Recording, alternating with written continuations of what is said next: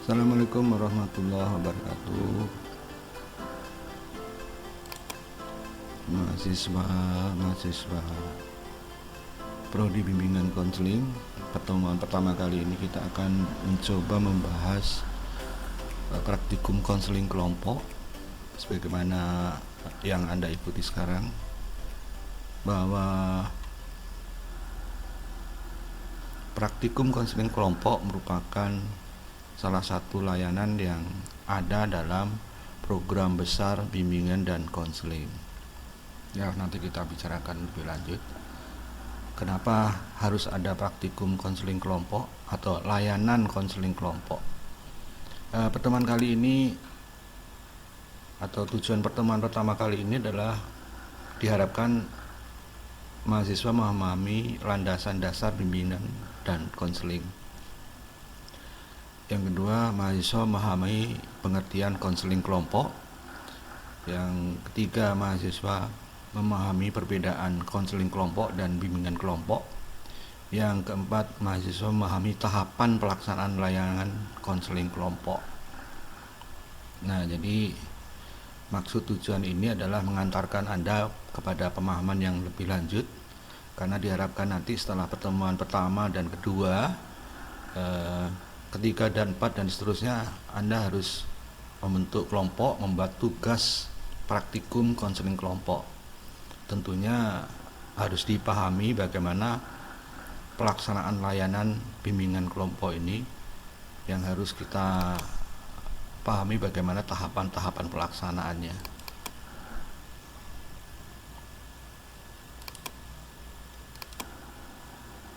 Sebelum kita masuk ke layanan konseling kelompok, di Indonesia pada umumnya itu memakai pola besar dalam pelaksanaan layanan bimbingan konseling, yaitu pola 17+, dan satunya yang terbaru adalah BK komprehensif. Jadi bukan mempertentangkan, tapi keduanya memang saling mendukung dan mempunyai visi dan tujuan yang sama, meskipun langkah dan caranya agak sedikit berbeda. Baik, kita coba lihat pola bimbingan dan konseling pola 17+ yang diprakarsai atau dirintis, ditemukan oleh Profesor Dr. Prayitno. Beliau seorang guru besar di UNP Padang. Beliau mencetuskan ada 4 bidang. Biasanya di sekolah ada 4 bidang, tapi ini ditambahkan menjadi 2, ada penambahan kehidupan keluarga dan kehidupan beragama. Jadi 6 bidang pribadi, bidang sosial, bidang belajar, bidang karir, bidang kehidupan berkeluarga, dan bidang kehidupan beragama. Jadi di sekolah inilah tujuan yang akan menjadi tujuan utama fokus guru bimbingan dan konseling dalam memberikan layanan ke 6 bidang ini. Kemudian layanannya apa saja? Layanan itu yang harus dilakukan oleh guru BK terhadap siswa. Jadi ada berbagai jenis layanan orientasi, layanan informasi, layanan penguasaan konten, layanan penempatan atau penyaluran, layanan konseling individu, layanan bimbingan kelompok, layanan konseling kelompok, layanan konsultasi, layanan mediasi, dan advokasi. Ya. Ini berbagai jenis layanan yang harus dilakukan oleh guru BK di sekolah. Nah, coba lihat kita fokus pada bimbingan kelompok dan konseling kelompok. Nah, kali ini kita akan mencoba membahas pada mata kuliah kali ini adalah tentang konseling kelompok. Nanti sekilas akan kita bahas tentang bimbingan kelompok, bedanya apa. Nah, makanya saya sertakan pada awal pertemuan ini kita akan sekilas bahas tentang bimbingan kelompok, meskipun nanti kita fokus pada bagaimana penerapan pelaksanaan layanan konseling kelompok. Kemudian ada layanan konsultasi, mediasi, dan advokasi. Jadi jenis layanan adalah jenis yang harus dilakukan oleh guru BK terhadap siswa langsung. Kemudian tatkala guru BK memberikan layanan, tentu ada alat atau instrumen yang harus dipunya atau dikuasai, artinya layanan pendukung atau alat-alat pendukung gitu ya. Ada instrumentasi, ada himpunan data, ada konferensi kasus, ada kunjungan rumah, ada alih tangan kasus, atau mungkin tampilan kepustakaan. Nah, sebenarnya mata kuliah ini ada di dasar-dasar BK pada semester awal gitu ya. Dibahas lengkap di sana. Ini saya ulangi lagi dalam rangka mengawali Anda dari mana sih konseling kelompok itu berada posisinya gitu. Ya. Ini adalah pola layanan letak bimbingan kelompok dan konseling kelompok dalam pola layanan 17+. Nah, sekarang kita akan coba lihat bedanya dengan layanan BK komprehensif.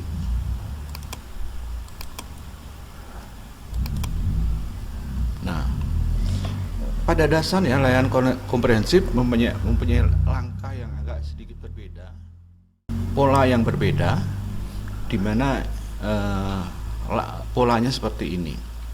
Jadi pertama kali guru BK itu memberikan asesmen lingkungan. Kemudian asesmen itu semacam instrumentasi atau mengukur, melihat, menilai, mengumpulkan data agar bisa diberikan layanan di sekolah. Jadi asesmen lingkungan dan asesmen kepada siswa. Asesmen lingkungan tentu harapannya terhadap orang tua atau wali atau mungkin sekolah atau lingkungan yang ada di sekolah. Harapannya apa terhadap sekolah? Kemudian terhadap siswa sendiri, apa yang diharapkan dari siswa? Tentu kita sebagai guru BK akan mencoba menilai melalui berbagai instrumentasi tentang berbagai alat yang digunakan untuk melihat potensi, bakat, dan minat siswa atau konseli. Jadi harapan dan kondisi yang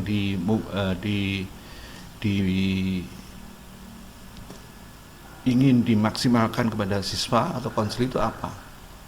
Oleh karena itu, guru BK mempunyai pola perangkat tugas perkembangan yang menjadi dasar dalam mengembangkan kecakapan hidup, kompetensi, nilai, dan moral. Dan yang kedua adalah tentu tidak lepas dari tataran tujuan BK, di mana tujuannya adalah langkah-langkahnya adalah penyadaran, akomodasi, dan tindakan. Ini ada bukunya nanti ya. Ada bukunya bagaimana tahap penyadaran, tahap akomodasi, dan tahap tindakan. Sekali lagi ini mata kuliah yang ada pada dasar-dasar BK. Kemudian memahami permasalahan konseli. Nah, dasar-dasar ini digunakan untuk memberikan layanan langsung kepada siswa. Komponen programnya apa? Layanan dasar, pelayanan responsif, pelayanan perencanaan individual, dan dukungan sistem. Seperti ini di rancangan programnya. Kalau tadi di pola 17 layanan, berbagai layanan, nah ini di pola komprehensif juga begitu. Ada pelayanan orientasi, ada pelayanan informasi, ada bimbingan kelompok, ada konseling individual, ada konseling kelompok, rujukan atau referral, konseling teman sebaya, ada konsultasi, ada layanan penempatan dan penyaluran, ada home visit atau kunjungan rumah, ada konferensi kasus, ada kolaborasi dengan ahli, ada akses TIK, ada sistem manajemen yang harus dikuasai oleh guru BK, kemudian akuntabilitas guru BK itu sendiri, dan pengembangan profesi guru BK. Ini yang harus dilakukan oleh guru BK. Sekali lagi, pelaksanaan layanan BK komprehensif juga ada buku tersendiri yang membahas bagaimana masing-masing bidang ini bisa dilakukan. Jadi Anda bisa browsing atau nanti hubungi saya, atau nanti saya bagikan ya bukunya tentang bagaimana pelaksanaan layanan BK komprehensif itu sendiri, atau nanti kita bahas tersendiri kalau Anda mungkin untuk kita lakukan pembahasan.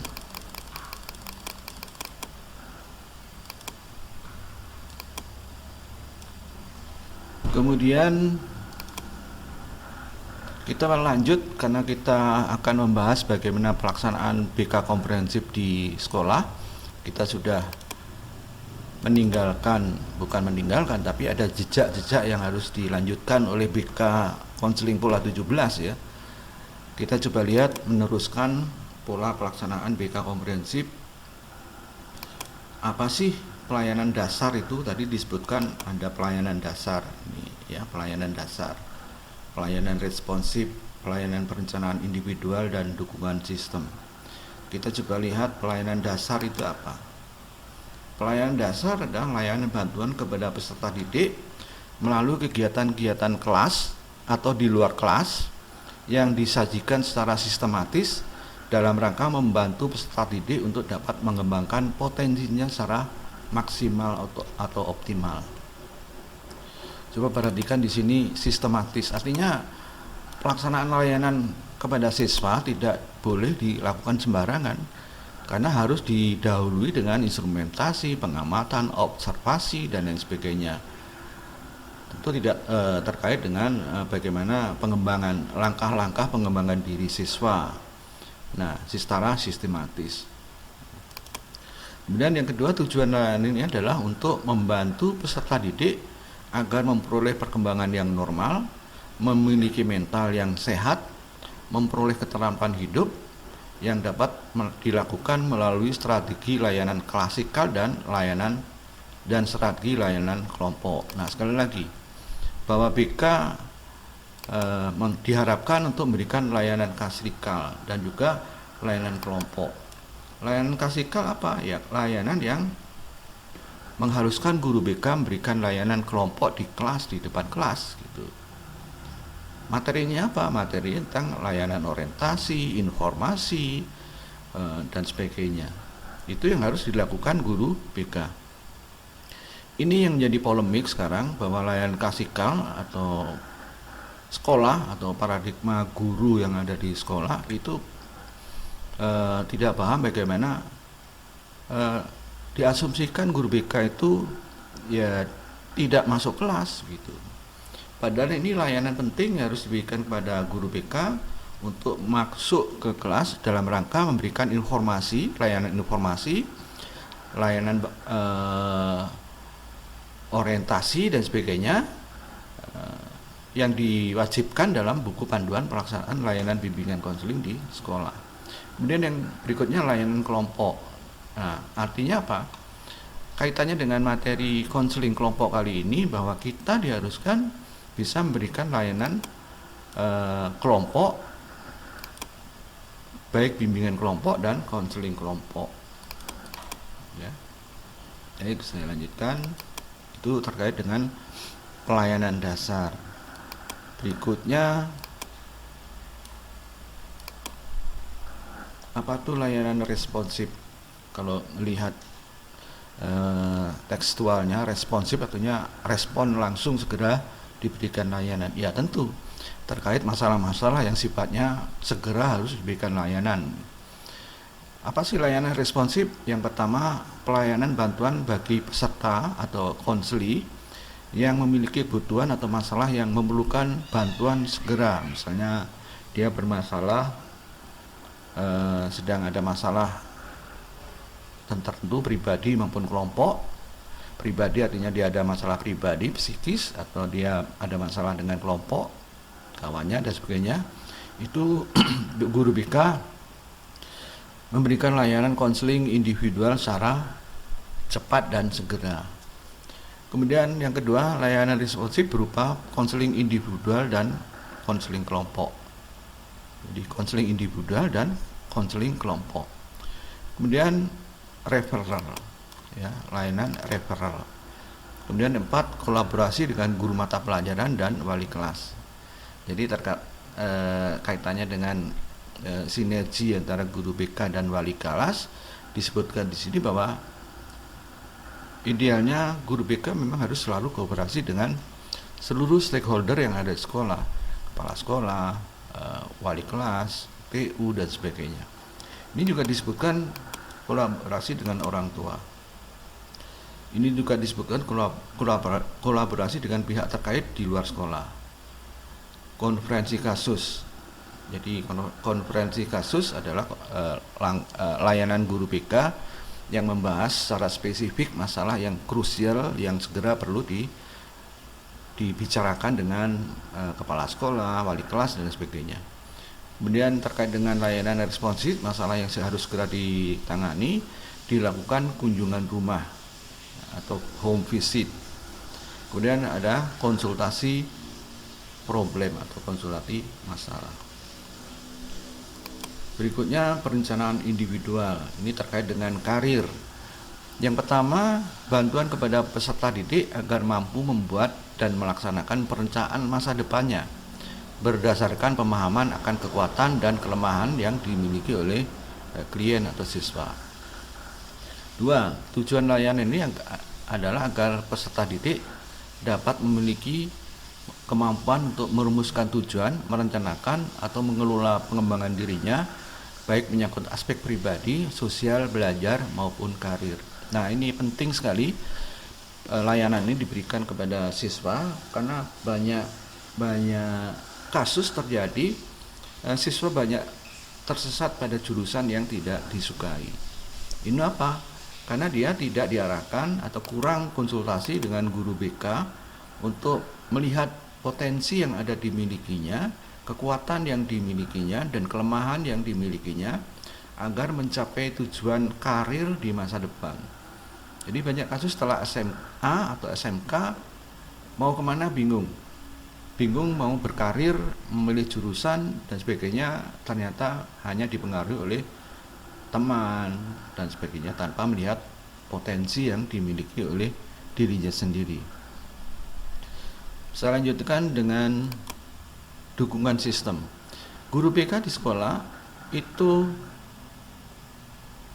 idealnya bekerja sama dan mengembangkan diri. Oke, saya bacakan. Kegiatan-kegiatan manajemen yang bertujuan memantapkan, memelihara, dan meningkatkan program bimbingan dan konseling di sekolah secara menyeluruh dan komprehensif melalui pengembangan profesional, hubungan masyarakat dan staf, konsultasi dengan guru lain, staf ahli, dan masyarakat yang lebih luas, membuat manajemen program dan penelitian dan pengembangan.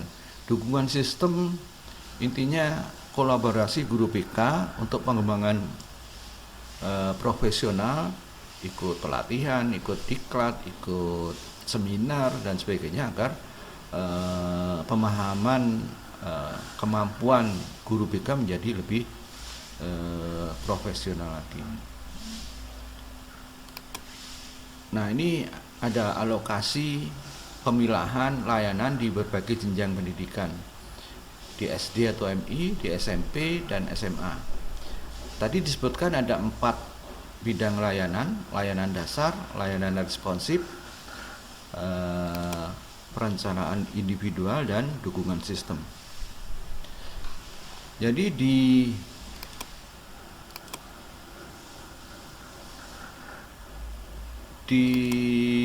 SD itu cukup memberikan bobot layanan seperti ini.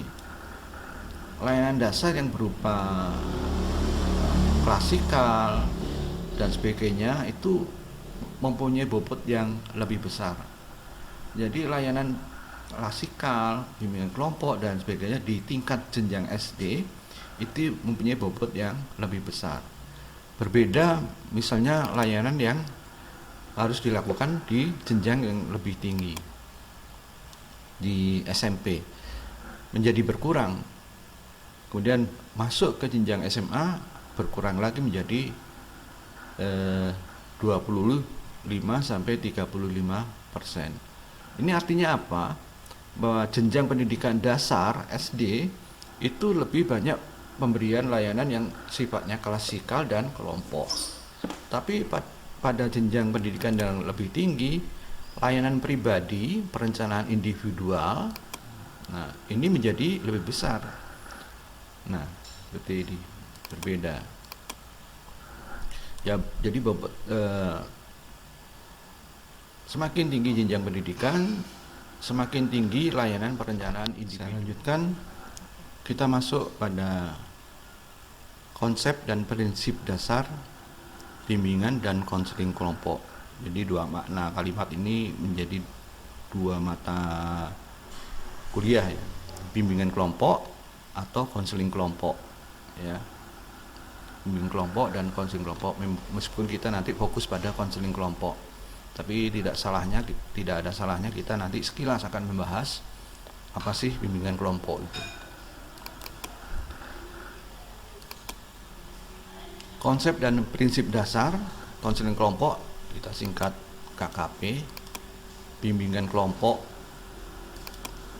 kita singkat BKP, adalah jenis layanan konseling yang mengikut sertakan sejumlah peserta dalam bentuk kelompok dengan konselor atau guru BK sebagai pemimpin kelompok. Nah, jadi guru BK sebagai pemimpin kelompok. Jadi jumlah idealnya itu 5 ya, minimal 5 ya, maksimal 12 gitu ya. Kalau di bawah 5 itu kurang efektif. Terlalu besar dari 12 siswa misalnya ngikut juga tidak efektif. Idealnya minimal 5, maksimal 12. Yang kedua, mengaktifkan dinamika kelompok untuk membahas berbagai hal yang berguna bagi pengembangan pribadi dan atau pemecahan masalah individu yang menjadi peserta kegiatan kelompok. Jadi konsep dasar dua layanan itu, bimbingan kelompok maupun konseling kelompok, konsep dasarnya, prinsipnya sama.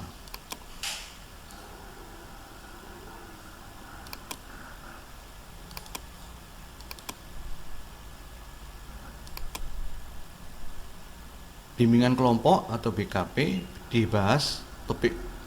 yang dibahas adalah topik-topik umum yang menjadi kepedulian bersama anggota kelompok. Jadi ini masalah yang dibahas dalam bimbingan kelompok adalah bebas. Bebas artinya masalah umum yang terjadi di anggota kelompok yang terlibat dalam layanan bimbingan kelompok ya. Kalau konseling kelompok, yang dibahas adalah masalah pribadi yang masing-masing anggota kelompok. Itu semuanya dilakukan dan dibahas di kelompok secara intensif dan konstruktif. Pelaksanaannya dapat dilakukan di dalam ruangan atau di luar ruangan, di sekolah atau di luar sekolah, di rumah salah seorang peserta atau di rumah konselor, di suatu kantor atau di ruang praktik pribadi konselor. Oleh karena itu, harapannya adalah terjaminnya dinamika kelompok dapat berkembang dengan sebaik-baiknya untuk mencapai tujuan kelompok tersebut.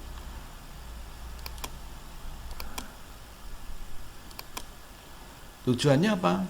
Tujuan bimbingan kelompok dan konseling kelompok secara umum adalah berkembangnya kemampuan sosialisasi anggota kelompok, khususnya kemampuan dalam berkomunikasi. Nah, ini bimbingan kelompok dulu.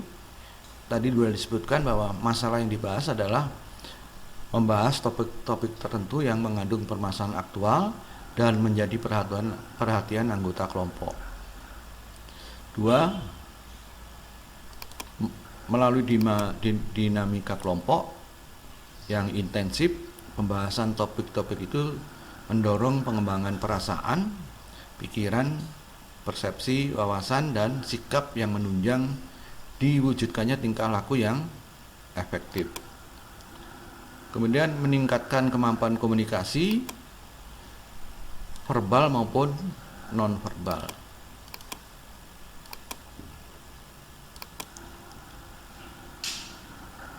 Nah, kita fokus pada konseling kelompok atau KKP, terfokus pada pembahasan masalah pribadi salah satu anggota kelompok secara bergantian. Jadi dalam 5 tergantung durasi waktu, tergantung komitmen antara konselor memberikan waktu pada pelaksanaan bimbingan dan konseling kelompok. Karena pada prakteknya konseling kelompok dan bimbingan kelompok itu durasi waktunya bisa lebih dari 1 jam. ya, lebih dari 1 jam. Tapi ya tergantung bagaimana komitmen dan kerelaan guru BK sebagai pemimpin kelompok nanti dalam memberikan layanan ini.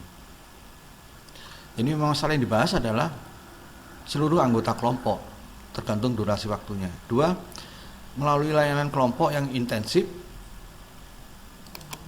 Dalam upaya pemecahan masalah tersebut, para anggota kelompok memperoleh 2 tujuan sekaligus. Yang pertama, terkembangnya perasaan, pikiran, persepsi, wawasan, dan sikap terarah pada tingkah laku, khususnya dalam bersosialisasi dan berkomunikasi. B, terpecahkan masalah individu yang bersangkutan dan diperolehnya imbasan pemecahan masalah tersebut bagi anggota kelompok yang lain. Jadi masalah individu jadi konflik kelompok, masalah individu mungkin menjadi masalah anggota kelompok yang lain.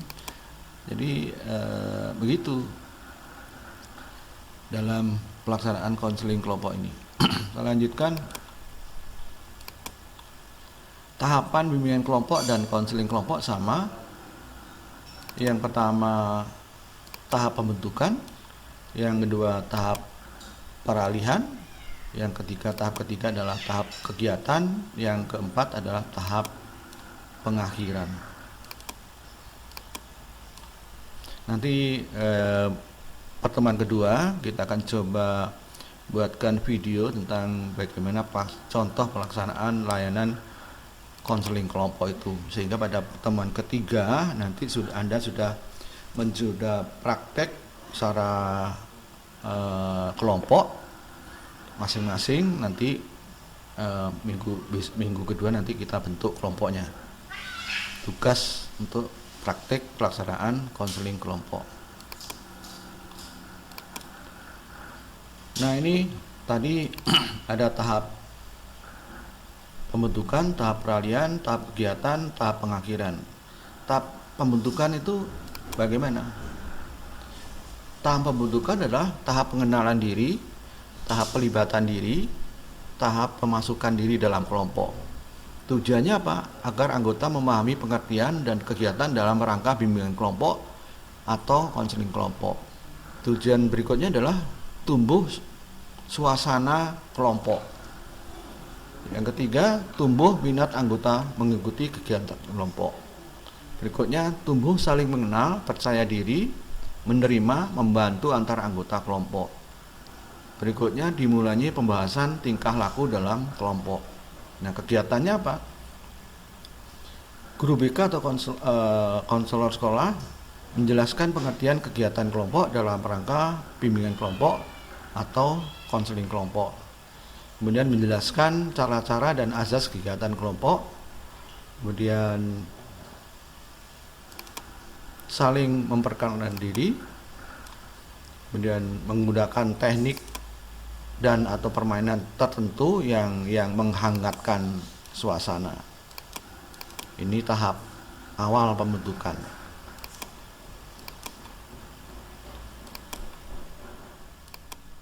Nah, peran pemimpin kelompok dalam tahap pembentukan adalah bagaimana mengkondisikan dan memimpin doa untuk mengawali kegiatan. Kemudian menampilkan diri secara utuh dan terbuka. Kemudian menampilkan penghormatan kepada anggota kelompok secara hangat, halus, dan empatik. Kemudian menampilkan diri sebagai contoh. Kemudian sebelum tahap inti ada tahap peralihan. Ini sebagai jembatan antara tahap pertama dan tahap ketiga atau tahap inti. Tujuannya apa? Agar terbebaskannya anggota dari perasaan atau sikap enggan, ragu, malu, saling tidak percaya untuk memasuki tahapan berikutnya. Tujuan berikutnya adalah makin mantapnya suasana kelompok dan kebersamaan. Kemudian makin mantapnya minat untuk ikut serta dalam kegiatan kelompok. Kegiatan yang harus dilakukan adalah konselor menjelaskan kegiatan yang akan ditempuh pada tahap berikutnya, kemudian menawarkan sambil mengamati apakah anggota sudah siap memasuki tahap ketiga apa belum. Berikutnya membahas suasana yang terjadi. Kemudian kalau perlu ya kembali ke tahap pembentukan.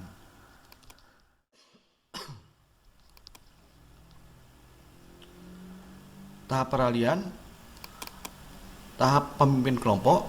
Peran pemimpin kelompok dalam peralihan adalah menerima suasana yang ada secara sabar dan terbuka, mendorong dibahasnya secara suasana perasaan, membuka diri sebagai contoh dengan penuh empati, tidak menggunakan cara-cara yang bersifat langsung atau mengambil alih penguasaan permasalahan. Tahap kegiatan atau tahap inti bimbingan kelompok bebas akan pembahasan topik. Jadi bimbingan kelompok bebas. Bimbingan kelompok dengan topik yang bebas tujuannya adalah terungkapnya secara bebas topik yang dirasikan, dipikirkan, dialami oleh anggota kelompok. Terbahasnya secara topik secara mendalam dan tuntas. Kemudian seluruh anggota aktif dan dinamis membahas topik dari berbagai sudut pandang atau pikiran, tingkah laku. Kegiatannya adalah masing-masing anggota secara bebas mengemukakan topik bahasan. Ini karena topik bebas, maka anggota kelompok bebas masalah apa yang dialami di sekitarnya.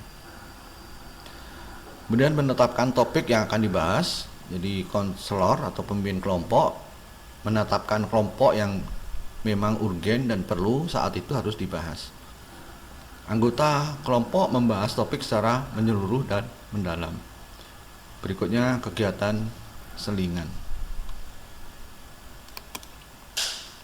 Peran pemimpin kelompok pada topik bebas dalam bimbingan kelompok sebagai pengatur lalu lintas yang sabar dan terbuka, aktif tetapi tidak banyak bicara, kemudian memberikan dorongan dan penguatan dengan penuh empati.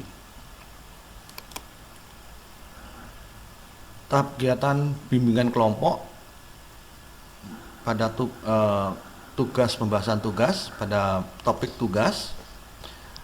Tujuannya adalah terbahasnya topik yang ditugaskan secara mendalam. Jadi kalau tadi disampaikan bimbingan kelompok bebas, yang ini adalah bimbingan kelompok tugas. Artinya masalah yang disampaikan sendiri oleh konselor atau pemimpin kelompok. Tujuannya adalah terbahasnya topik yang ditugaskan secara mendalam dan tuntas. Jadi memang misinya adalah misi pembahasan masalah yang dialami oleh konselor atau pemimpin kelompok. Tapi kalau yang tadi bimbingan kelompok topik bebas adalah topik yang dialami oleh siswa. Jadi peran aktif dari pada kelompok tugas ini adalah peran aktif konselor atau pemimpin kelompok. Seluruh anggota aktif dan dinamis membahas topik dari berbagai sudut pandang, pikiran, perasaan, dan tingkah laku. Kegiatannya adalah pemimpin kelompok mengumpulkan suatu topik untuk dibahas secara oleh kelompok. Tanya jawab antara pemimpin dan anggota kelompok tentang topik yang dikemukakan melalui oleh pemimpin kelompok. Kemudian anggota membahas topik yang ditugaskan, kemudian diikuti selingan. Peran pemimpin kelompok, bimbingan kelompok topik tugas sebagai pengatur lalu lintas, aktif, tidak banyak bicara, memberikan dorongan dan penuh empati. Nah, kita sekarang membahas tentang kegiatan konseling kelompok sendiri.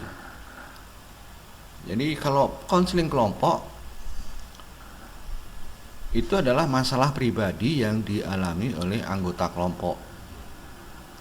Tujuannya adalah terbahas dan terentasnya masalah yang menjadi masalah dari anggota kelompok.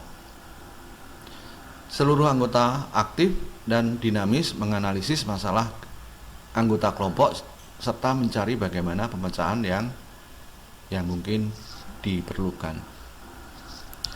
Kegiatannya apa? Setiap anggota kelompok mengemukakan masalah pribadi yang dialami untuk dibicarakan dalam kelompok.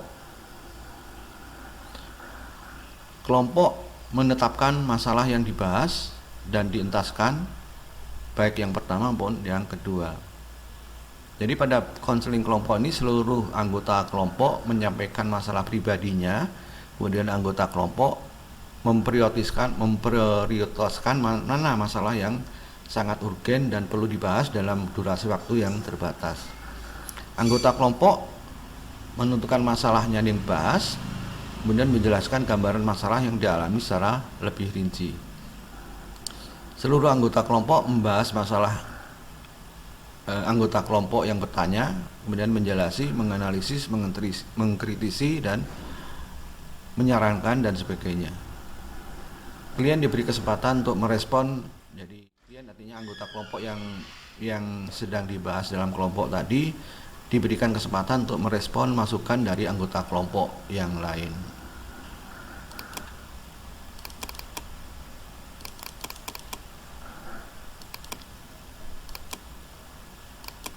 Jadi saya kira itu dulu untuk perbedaan antara bimbingan kelompok dan konseling kelompok. Bimbingan kelompok itu ada topik tugas dan topik bebas. Kalau konseling kelompok memang satu topik, yaitu topik yang dibicarakan adalah masalah pribadi yang dialami oleh peserta atau anggota kelompok.